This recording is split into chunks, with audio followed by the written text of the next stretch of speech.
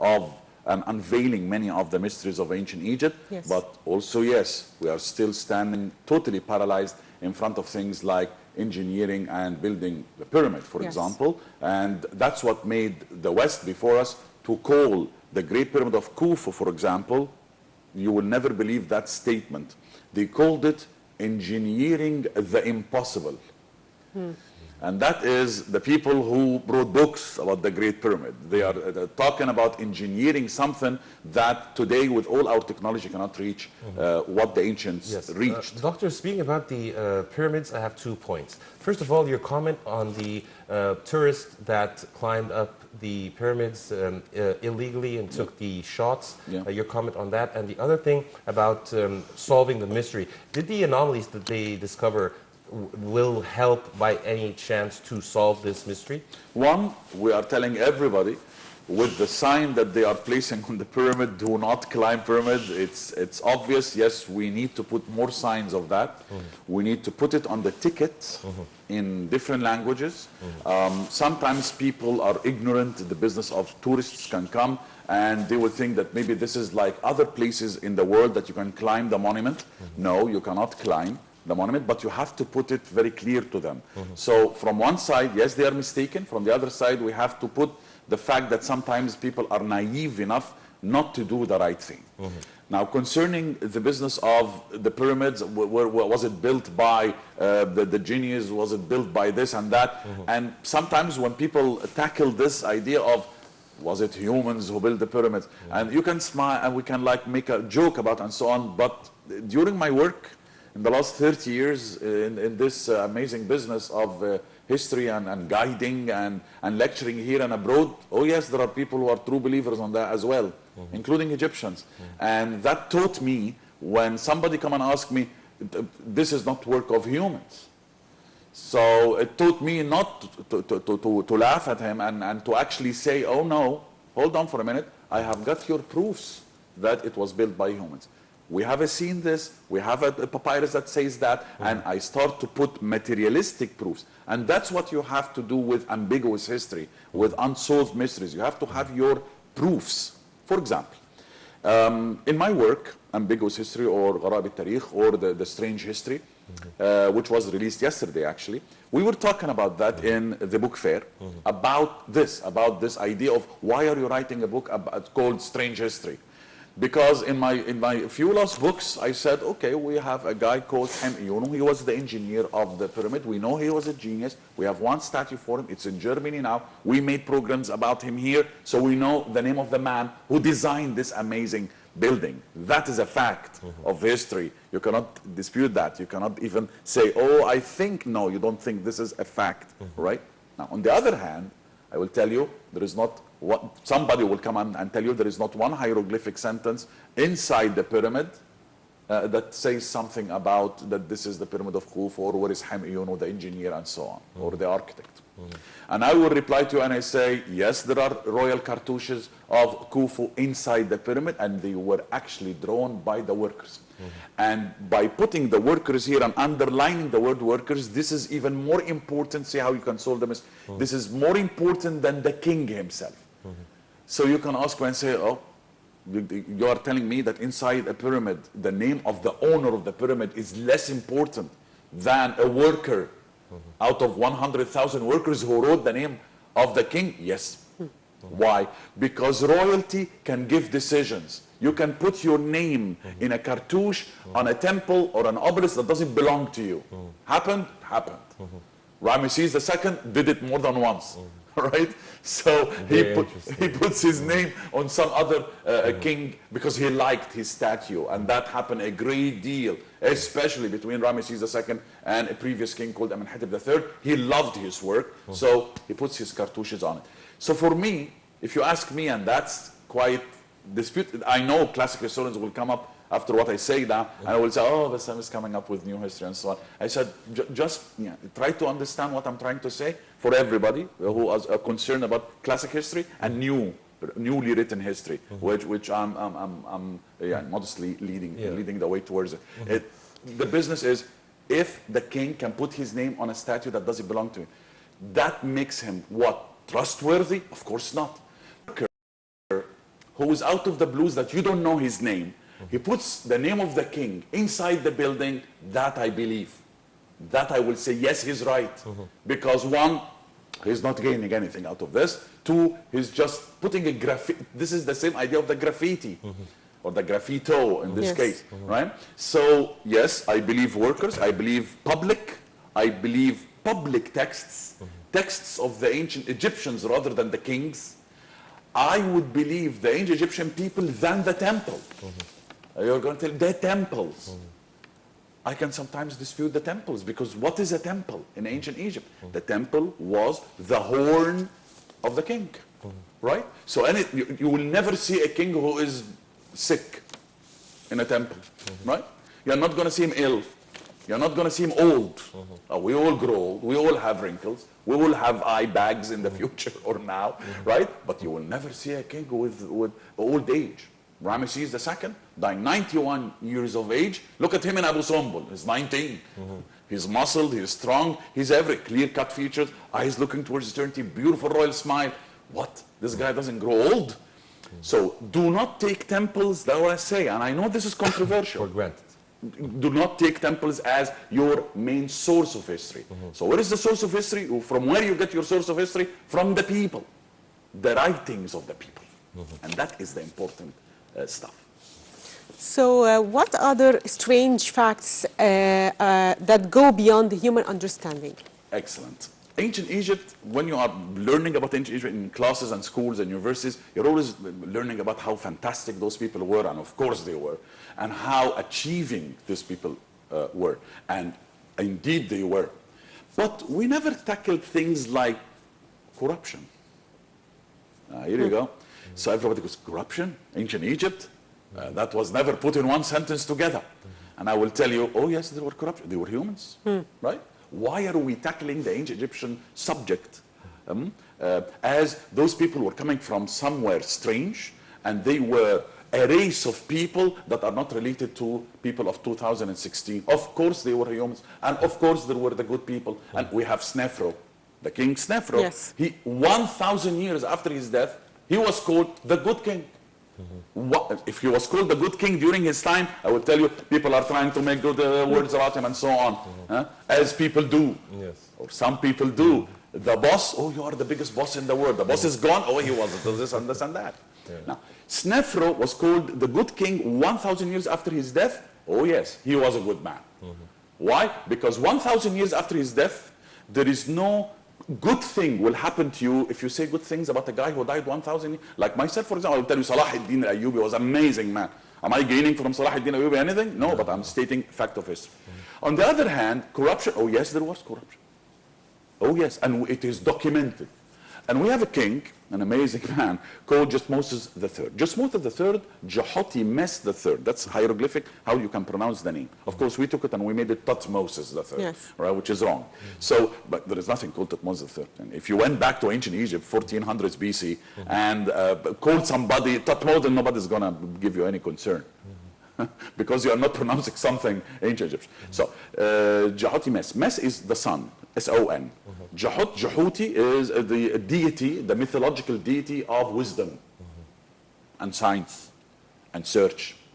So he is the son of the deity of wisdom. This is the explanation of the name. That's why, importantly, we have to say his name is Jehotimes, not Thutmoses. Yes. Anyway, so Thutmoses III, because the people know him as Thutmose III, this man appointed a vizier with a V, right? And the vizier is today's minister. Viziers in ancient Egypt were not only ministers, but they were also judges.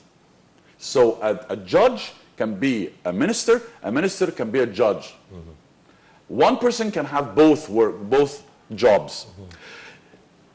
It seems that in ancient Egypt, there was the letter of employment. Just like letter of employment today. You're going to get your letter, you're going to get your stamp. Here, I'm working in Maspero now.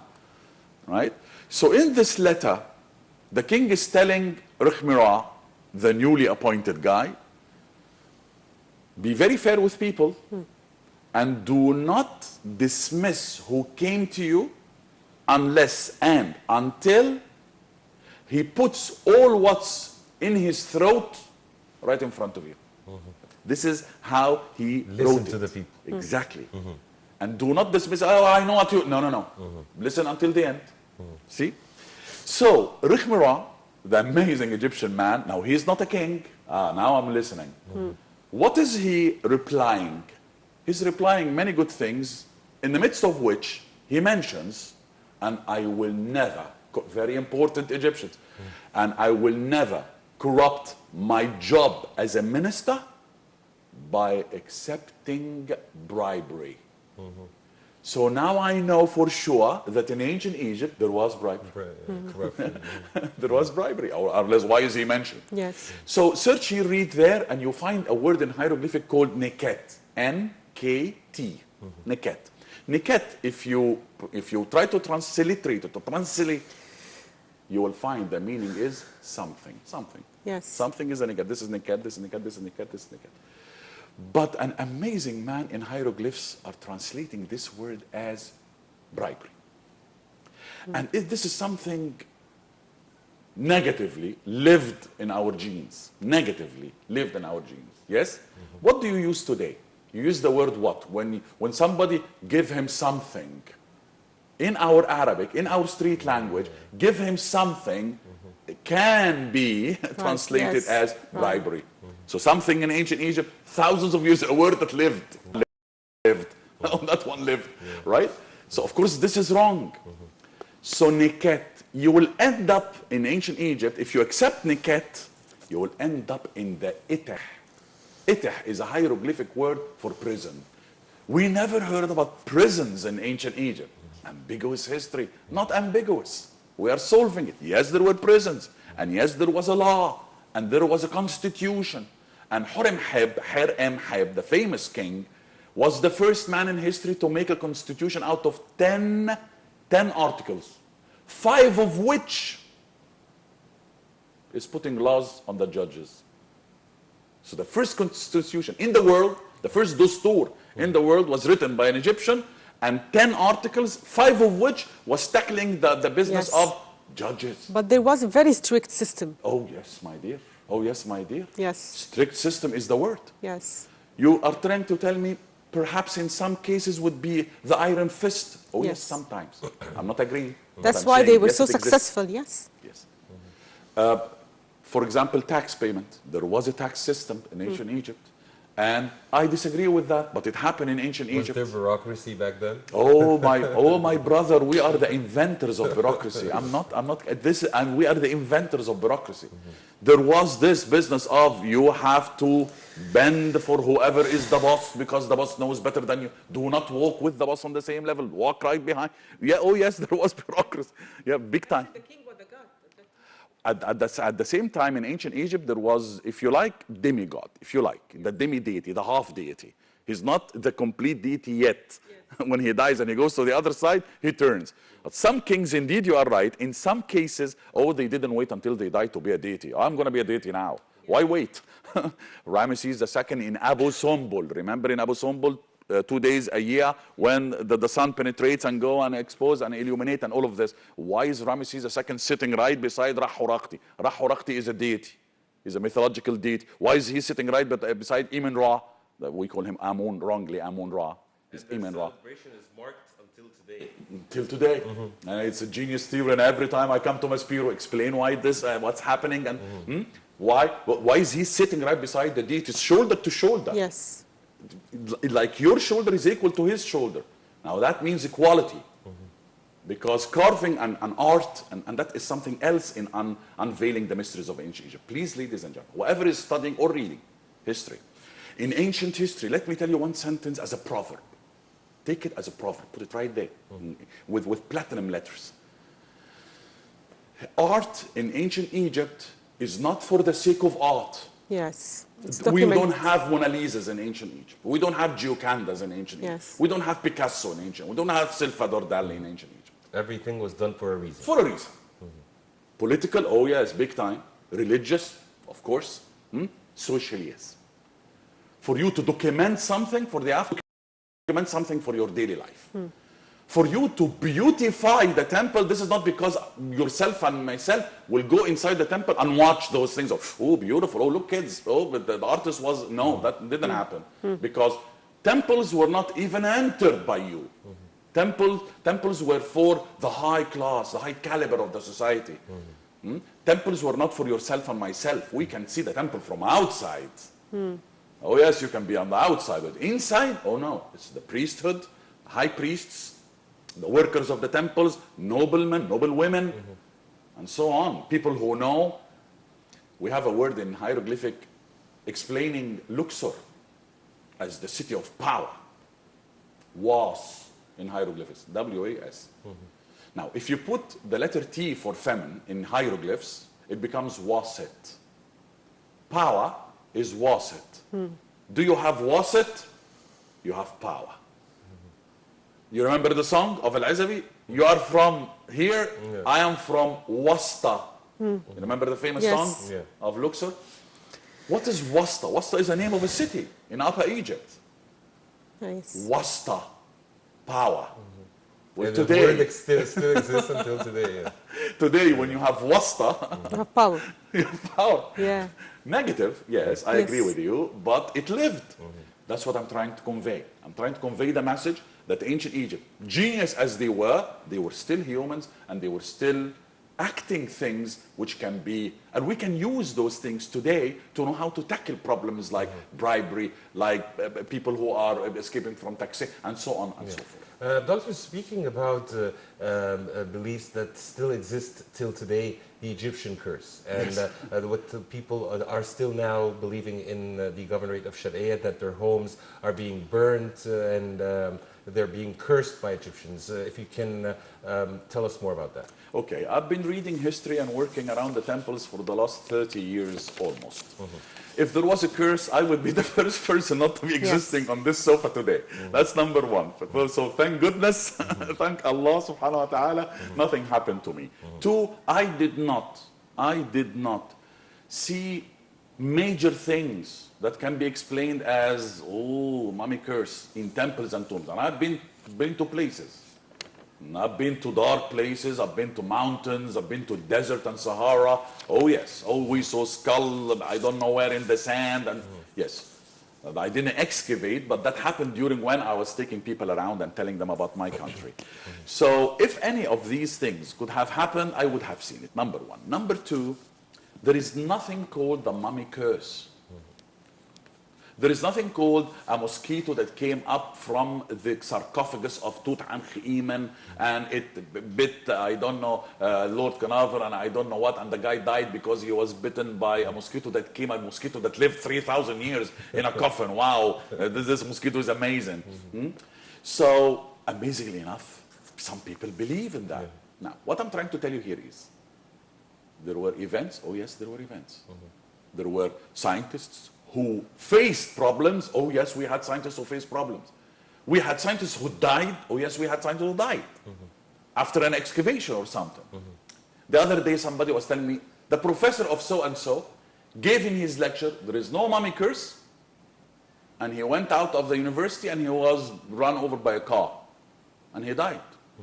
Is that a mummy curse or what? The guy who just refused mummy curse. Yeah, I said, fine. A man who said no mummy curse, he got run over by a car. How many people who said no mummy curse and did not get run over by a car? So, to translate the events in this way is, of course, wrong. But scientifically, we had Dr. Hala.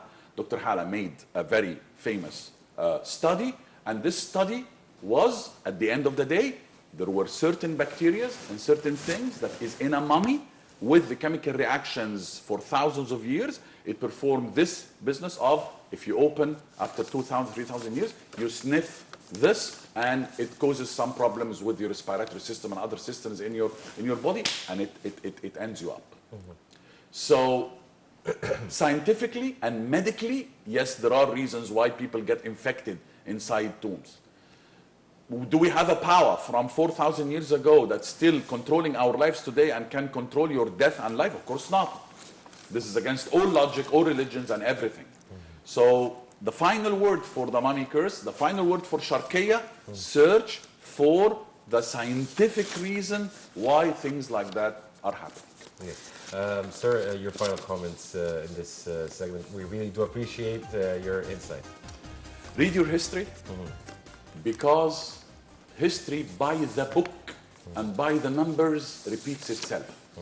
You don't want to suffer in your daily life. You have to read what happened yesterday, because yesterday dealt with the problem. You deal like so. You don't read your past, you cannot enjoy your present, and definitely you are not going to be able to design for your future. Well, Dr. Shammaa, Egyptologist and tourism expert, thank you for being with us today. Thank you so much. Thank you, sir. And dear viewers, a short break, and we'll be back to resume the remaining segments of The Breakfast Show live on Nile TV International.